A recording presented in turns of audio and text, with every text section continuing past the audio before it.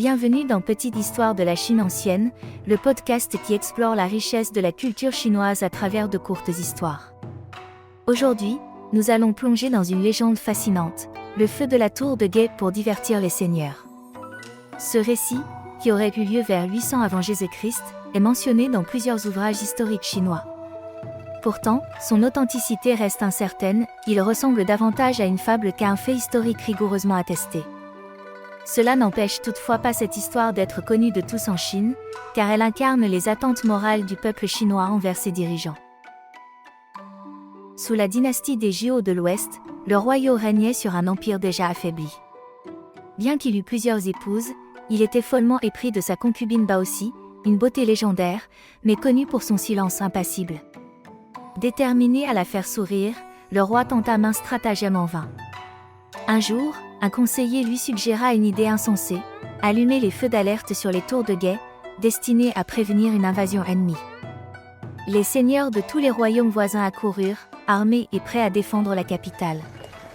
Mais à leur arrivée, ils ne trouvèrent aucune menace, seulement le roi et Baoxi amusés par le chaos. Baoxi sourit enfin. Cependant, la plaisanterie fut répétée. Les seigneurs, lassés d'être dupés, cessèrent de répondre aux alertes. Lorsque les véritables ennemis, les barbares Qianzhong, envahirent la capitale, les feux furent à nouveau allumés. Cette fois, personne ne vint. Le roi fut tué, Baoxi capturé, et la dynastie Zhou de l'Ouest s'effondra.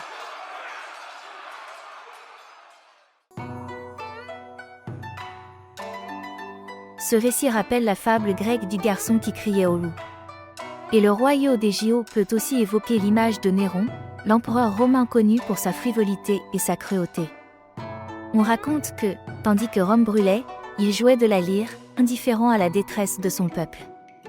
Comme le royaume, il symbolise la décadence d'un pouvoir insouciant, prêt à sacrifier l'État pour ses plaisirs personnels.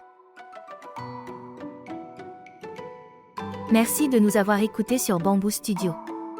Si ce récit vous a intéressé, n'hésitez pas à partager cet épisode et à nous laisser vos commentaires. À très bientôt pour un nouveau voyage à travers les histoires chinoises.